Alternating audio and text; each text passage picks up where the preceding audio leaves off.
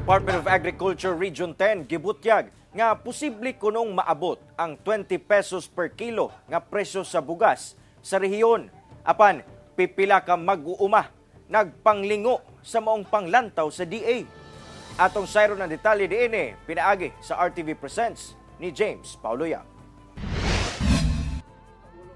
Usa sa gihatagan karon og prioridad sa bag-ong Regional Director sa Department of Agriculture Region 10 ang makaproduce og dekalidad ug barato nga bugas. Gani sa iyang unang adlaw sa pwesto, gibutyag niini nga kaya kuno nga mahatag sa rehiyon ang tag 20 pesos per kilo nga locally produced rice. Kinahanglan lang kuno nga makontrola ang production cost sa pag-uma, saktong makinarya ug maanad sila sa mga bagong teknolohiya sa pagtanom ug humay. Kung ang mga mag-uuma nasa sa 30,000 lang ang iyang gastos sa hektarya ug nasa 5.5 tons ang average nga yield, that's 20 pesos kilo of rice. That's 6 pesos to 7 pesos per kilo cost to produce rice.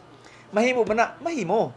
Kinahanglan lang tanan magtambayayong. Gibisita sa GMA Regional TV1 Mindanao ang usa ka basakan sa Alubihid, Misamis Oriental. Alang kang Tatay Estropyo, imposible kuno ang giingong 20 pesos matag kilo nga bugas. Ilabi pa nga daghang problema ang ilang gisagubang, partikular ang epekto sa nasinating nga El Nino o hulaw ug ang mahal nga presyo sa abono.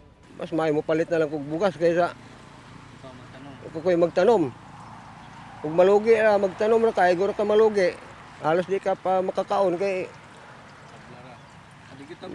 malugi gyud. Kung ginahantag 20 lugi. Ug inani gyapon presyo sa abono. Usasab sa nagpalisod og samot sa mga mag-uuma ang hinay nga aga sa irigasyon. Makita man ang tubig nga gadagayday sa irigasyon dinhi sa usa ka basakan sa Alubihid sa Misamis Oriental.